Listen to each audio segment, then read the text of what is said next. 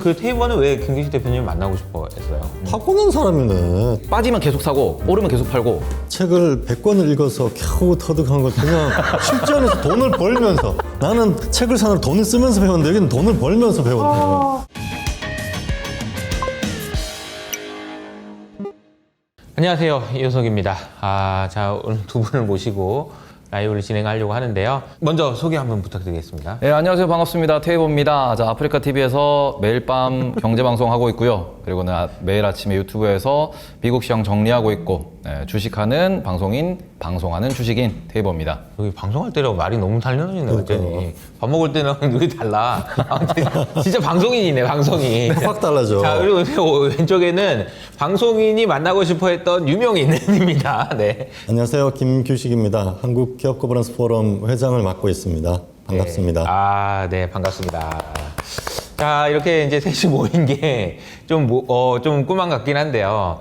오늘 사실 이렇게 자리를 만든 이유가, 지난번에 제가 테이블을 처음 만났는데 오늘 제가 이게 식사를 같이 하면서 좀 인사를 했잖아요. 어떠셨어요, 대표님 만나보니까? 소개를 해주셔서 우리 테이버님 동영상을 좀 미리 봤었어요. 네. 근데 깜짝 놀랐어. 유튜브 하는 분 중에서 투자 전문으로 방송하는 분 중에서 기술적 분석도 하시고, 네. 펀더멘털에 대해서도 분석 능력이 있고, 거기다가 거버넌스에 대한 분석까지 하는 분은 처음 봤어요.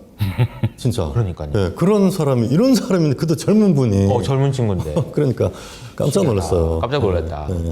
근데 그 테이블은 왜 김기식 대표님 만나고 싶어 했어요? 저는 어찌 보면은 이제 주식하는 사람으로서 이런 뭐 문제점이 있다라는 거를 뭐 몸으로 체감하면서 이렇게 배운 사람인데, 아무래도 변호사님은 그거를 법적으로 또 다루셨으니까, 또 다루시고 계시니까 뭐 이런 부분에서 저도 바꾸고는 싶은데 어떻게 바꿔야 될지를 모르거든요. 그러니까 어떻게 바꿔야 될지도 좀 한번 또 여쭤보고 싶었고, 앞으로도 저도 계속 이렇게 좀 바꾸자고 얘기를 할 거기 때문에 뭐 그런 운동도 하고 계시니까 앞으로 또 연을 맺고 또 여러 번 뵀으면 좋겠어가지고. 네.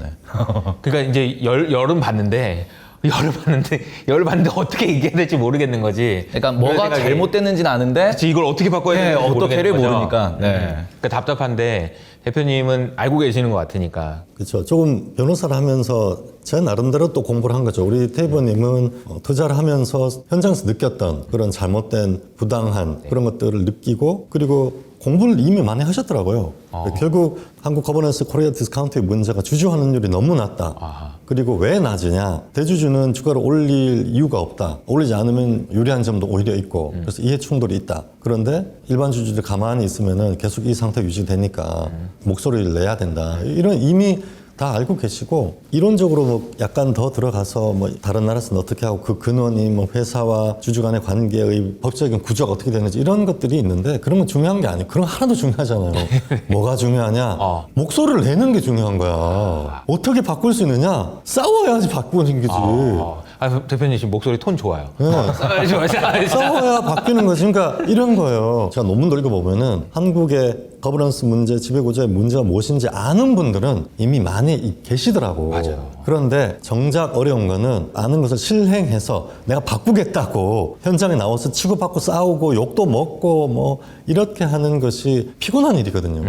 그걸 하겠다고 나서는 것이 어려운 거죠. 그걸 하고 계신 거예요, 우리 테이버님은. 맞아요. 그 테이버 요즘에 네. 좀 어디 좀 밤길 무섭지 않아요? 좀 너무 이제 말이 세서. 그래서 괜찮아? 다른 거는 모르겠는데 제가 요새 에코프로를 워낙 이제 에코프로. 워낙 에코프로 하다 보니 동영상 봤어. 네. TV에서 에코프로에 대한 리스크를 얘기를 계속 하다 보니 이제 거버넌스 이슈가 있다. 이거는 우리가 소액주주가 알고 매매를 하셔라. 수급은 좋으니까 여기서 단타치고 매매하는 건 맞지만, 문제는 이거를 장기로 거버넌스로 보면은 결국 카카오 꼴이 날 거다라고 얘기를 하는데, 이제 그 부분에 있어서 왜 네가 그 카카오랑 비교하는데 니는 아무것도 몰라 이러시니까 그래서 자꾸 이제 제 이야기가 언급이 되고, 덕분에 언급될 때마다 구독자도 많이 늘어요. 이제 좀 본격적으로 얘기를 좀 해보려고 하는데, 거버넌스 이야기도 하고 뭐 그러겠지만, 어떻게 보면은 이제 투자자로서 어떻게 이제 지금까지 살아오셨는지 이런 얘기를 좀 해보면 좋을 것 같거든요. 대표님 먼저 좀 듣고 싶어요. 이제 대표님이 어떻게 이제 투자자가 되셨는지. 사실 이제 변호사셨는데 궁금하지 않아요? 네.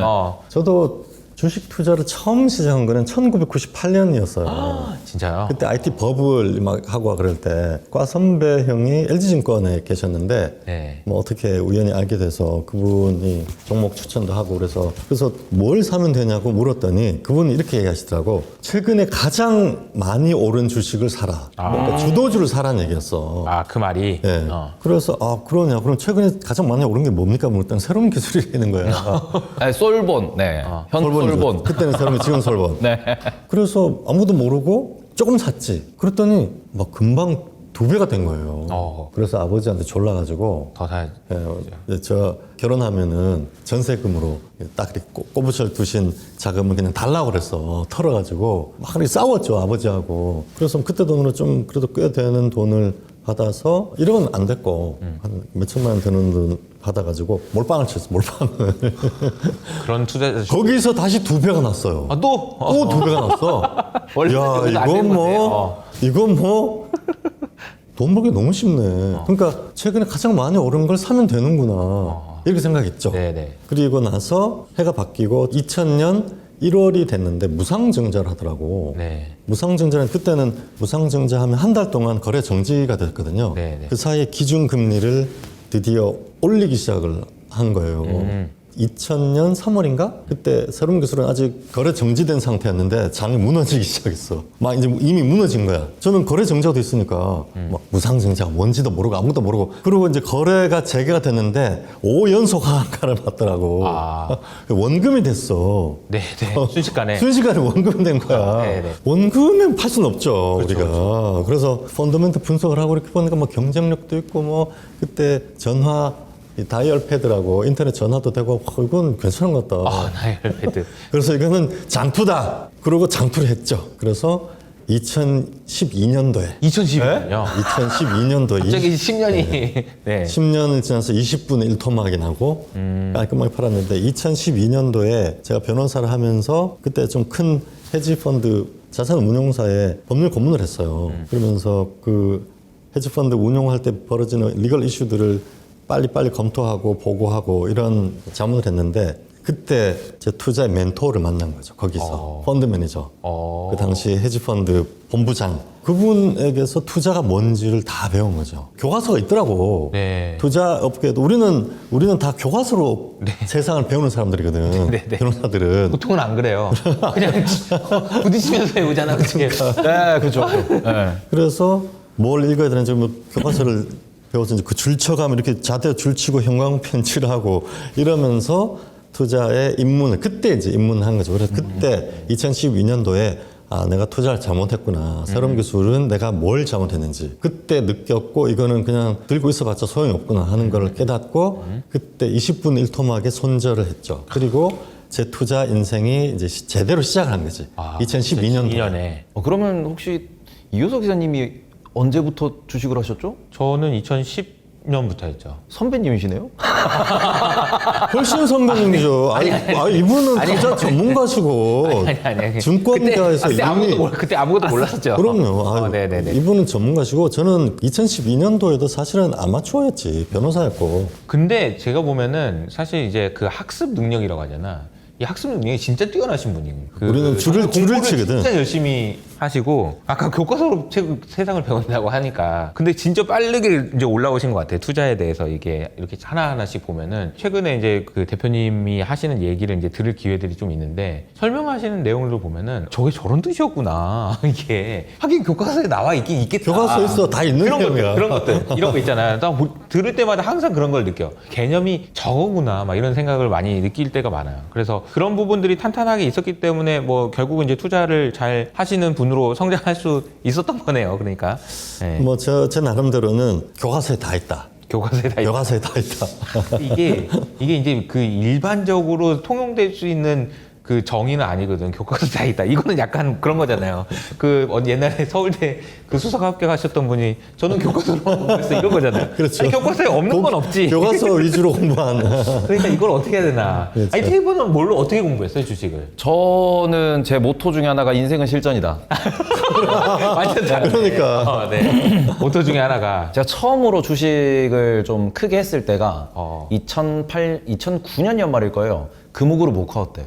금호그룹이 워크아웃이 된다고 그랬는데 제가 그때가 딱 20살이었는데 저도 이제 아버지한테 네. 이제 콜을 좀 요청을 해가지고 네.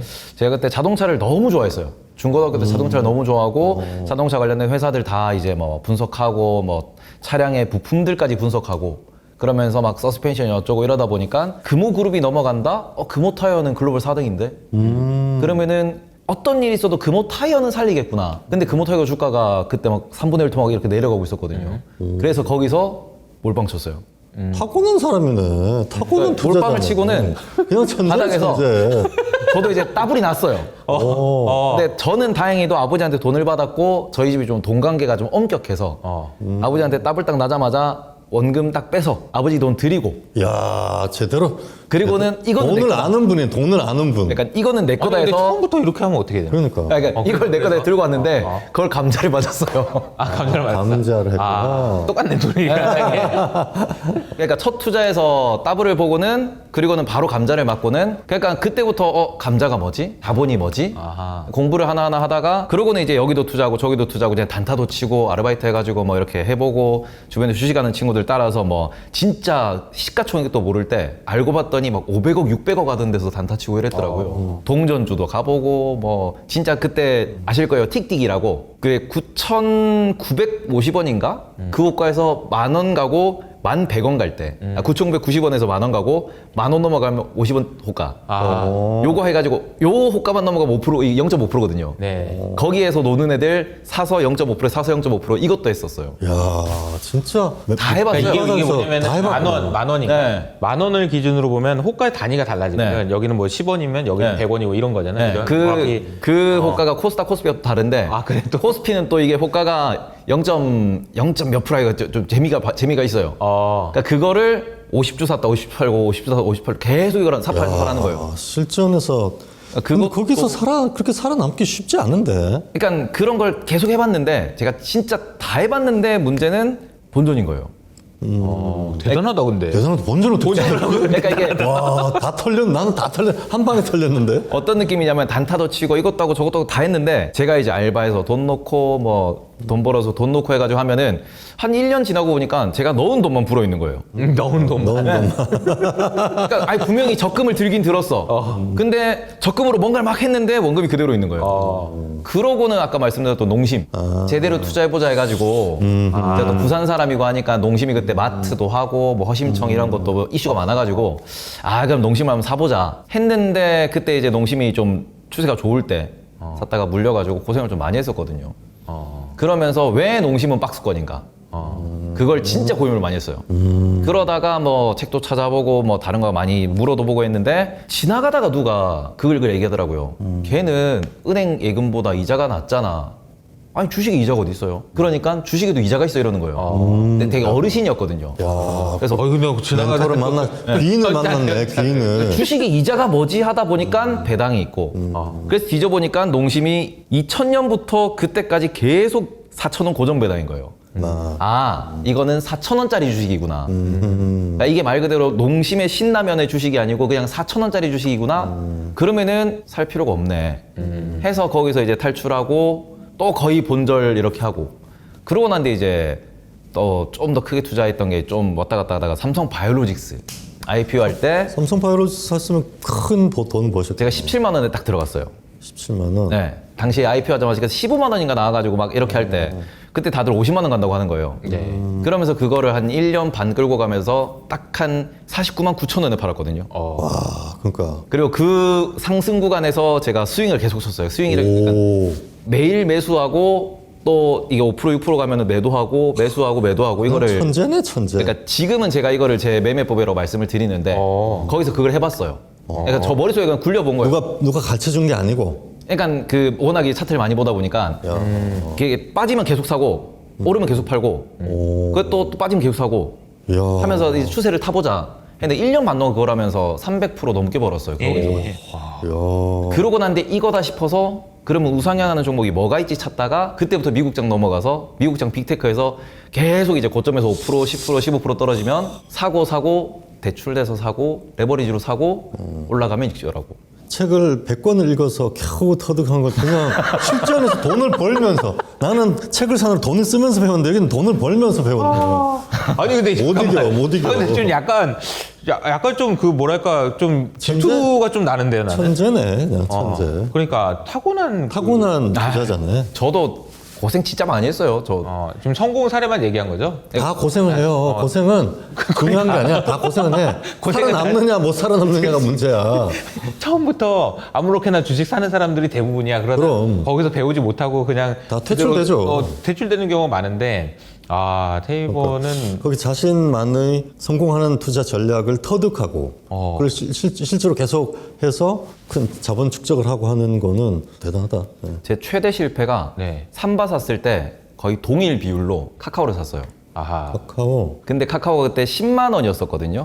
한번 크게 밀렸다가 올라갔죠. 거기서부터 6만 원까지 밀렸어요. 그렇지 밀렸다가 올라갔어. 맞아. 근데 그 밀리는 기억나요. 구간 동안 제가 삼바로 벌었잖아요. 이거를 카카오에 물을 탔어요. 제일 잘못된 투자죠. 가는 놈에서 벌어서 못 가는 놈에 물을 탄 거예요.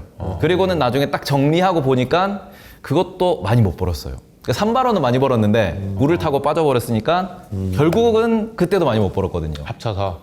그래서 제가 더 미국으로 간 거고 제가 농심도 그랬고 카카오도 그때 이제 생각을 했던 게 거버넌스에 대한 직감적인 그 감각이 있었네. 여기서 이대로 해서는 답이 없다.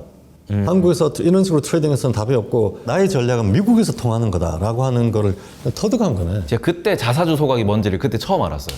네, 미국은 왜 올라가냐 해서 찾다 보니까 미국에는 자사주 소각이라는 게 있고 이렇게 해가지고 소각을 하면은 이런 주주 환원이 있다. 그러니까 애플이 배당이 1%가 안 되는 종목이 아니다. 애플이 배당이 2% 3%가 된다. 그렇죠. 해서 소각을 포함하면 네. 그래서 뭐지 하고 그때 총주주 환원율 얘기 나오고 그럴 때 그때 막 주변에 막 얘기를 했어요. 이게 총주주 환원율이라는 게 있고 이렇게 이런 걸 봐야 된다 그랬는데 아니 주식을 오래 하셨던 분들도 그 당시에 이제 지금도 모르세요 대부분.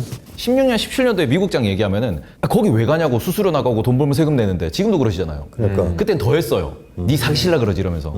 네가 미국도 안 가봤는데 무슨 미국 주식이야. 진짜 딱 그 마인드였는데 그러면서 그냥 저도 그냥 조금씩 해보다가 이제 확 늘고 그래서 좀 한 2, 3년 정도 빡세게 이제 돈이 확 불어났었죠. 미국으로 가셔가지고 돈을 버는 거군요. 그러니까 이제 밤에 잠도 안 자고 요새도 열심히 미국장을 보는 거고. 근데 국장에서도 그렇게 찾은 종목들이 그 M&A 되기 전에 다나와라고 지금 그 코리아 센터인가 그 뭐 이렇게 뭐 해가지고 이제 다른 데로 인수된 곳인데 다나와가 이렇게 쭉 한 2016년부터 쭉 우상향했거든요.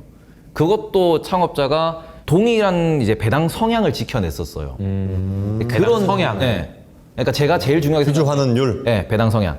말 그대로 우리나라에서 EPS가 얼마가 나오든 간에 배당 성향 일정하게 얘기를 해주면은 이게 일정하게 고정 지급이 되면은 돈을 버는 만큼 더 주니까. 그렇죠. 벌면은 더 많이 주니까. 그럼 성장만 보고 투자하면 되니까 분석도 쉬워지고. 자, 그래서 그때 뭐 다나와도 있었고 이제 몇몇 기업들이 올라가는 걸 보면서 투자도 하고 그다음에는 뭐 더존비존이라는 종목들도 이게 이제 코로나 이전부터 많이 공부를 올랐고. 했었고 그런 우량주를 골라내는 능력이 있네. 근데 이제 배당 성향을 중요하게 생각한다는 거는 이제 거버넌스 측면에서 의미가 있는 거죠. 그렇죠. 그러니까 배당 성향이라는 거는 내가 돈을 얼마 벌었는데 그 중에서 배당을 준다. 근데 그 비율을 일정하게 유지한다라는 거여서 그러니까 어려울 때는 사실 돈을 못 벌었을 때는 이걸 어떻게 주주한테 주냐 좀 남겨놓고 이런 생각도 할 수 있지만 그걸 꾸준하게 유지하는 것이 굉장히 어렵잖아요. 왜요? 어려운 거예요, 그게?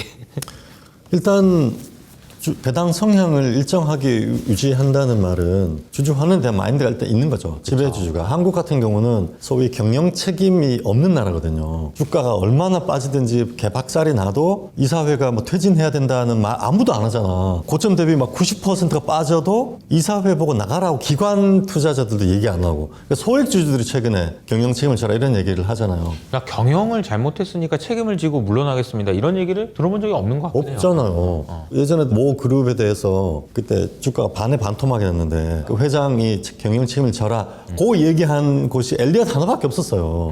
아무도 한국에서 경영 책임에 대한 언급을 한 사람이 없었단 말이에요. 그 상황에서 지배주주는 우리나라의 경우는 회사 돈은 내 돈이라고 생각하는 거지. 그래서 배당을 하는 것은 남 준다고 생각한단 말이에요. 그 기본적인 잘못된 생각을 극복하는 것이 일단 어렵고 두 번째는 꾸준히 배당 성향을 유지한단 말은 그 기업이 꾸준히 그 현금 흐름을 유지하고 앞으로도 지속 가능하고 일정한 성장을 하고 인플레이션이 지금같이 강할 때는 그 인플레이션은 비트해야지 기업이 살아남잖아요. 그쵸. 사업은 전쟁이거든요. 경영진들이 이런 마인드를 가진 분들이 많아요. 나는 이렇게 매일 밤새 가면서 전쟁하면서 이렇게 사업을 했는데 주주들은 그냥 나한테 돈 맡긴 것밖에 없는데 내가 그 사람한테 돈을 왜 줘? 라는 생각하는 분들이 많이 있다고. 주주들은 그 위험 부담을 하면서 그 사람이 사업을 할 수 있도록 돈을 대줬고 그렇죠. 그 사람은 그 돈, 주주 돈을 가지고 사업을 한 거잖아요. 그래서 성공을 한 거고 성공하는 동안에 견뎌준 그 위험 부담이라는 것에 대해서 굉장히 간과하죠. 그래서 전쟁을 해서 일단 이겨야 되고 사업을 유지하려면 전쟁에서 이겨야 되고 그리고 그 주주, 그동안 견뎌준 주주에 대한 기본적으로 환원해야 된다는 마인드가 있어야 되고 법원에 대한 마인드가 있어야 되고 그 두 가지를 유지한다는 것이 한국 환경에서는 쉽지 않은 일이에요. 미국 같은 경우는 이민지 다 그렇게 하니까 그렇게 안 하면 안 되는데 태어나 보니까 미국이야. 다 주주 환원 90% 하고 있어. 그쵸. 그럼 그냥 나도 하는구나 이렇게 되잖아. 근데 한국은 다 안 하고 있는 옆에도 안 하는 안 하는데 내가 왜 하지 이렇게 생각하기 쉽다고요. 근데 그걸 극복하고 해야 되는구나 라고 생각하고 전쟁을 해서 경영을 하고 이기고 돈을 벌고 그걸 주주들에게 돌려주고 이렇게 하는 게 쉬운 일은 아니죠. 우리나라에서 그렇게 잘하는 데가 있어요? 일단 포스코 그룹 잘하고요. 잘해요? 삼성이 생각보다 삼성전자만 보면은 뭐 배당이 뭐 이래 그러는데 삼성그룹 전체 놓고 보면은 평균적으로 45에서 50% 나와요. 배당 성향이. 네. 그리고 SK그룹이 지금 그것 따라서 하이닉스가 지금 배당을 올리겠다라고 발표한 상황이고 그 다음에는 은행이랑 통신들은 과거부터도 이게 배당 성향이 20%밖에 안 되긴 했지만 그걸 늘려는 나가고 있어요. 계속해서 늘려나가고 있고 지금은 은행은 한 30%에서 40%까지는 늘릴 거다라는 얘기는 나오고 있는 중이고요. 통신주들은 지금 오히려 SK텔레콤 보면은 이제 분사되고 난 뒤에 보니까 70%까지 이제 주주 환원을 계속 하고 있는 상황이고 그 다음에는 LX그룹이라고 또 있고요. 그 다음에 중소기업들 중에서 배당을 좀 잘하는 기업들이 존재를 해요. 그래서 그런 애들 같은 경우에는 좀 성장도 잘하고 있고 그 다음에는 뭐 실적 따라서 같이 이렇게 주주들하고도 으쌰으쌰 하는 기업들도 좀 있긴 있는데 제가 세봤을 때 200개가 안 돼요. 말 그대로 배당만 보고 주주환원 보고 이제 말 그대로 우리나라에서 가치 투자로 접근해가지고 투자할 만한 기업이다 라고 딱 보면은 한 200개 정도밖에 안 나옵니다. 시가 배당률이 4%가 넘는 기업 이렇게 볼 수가 있겠죠. 최근에 그러니까 시가 배당률이라는 거는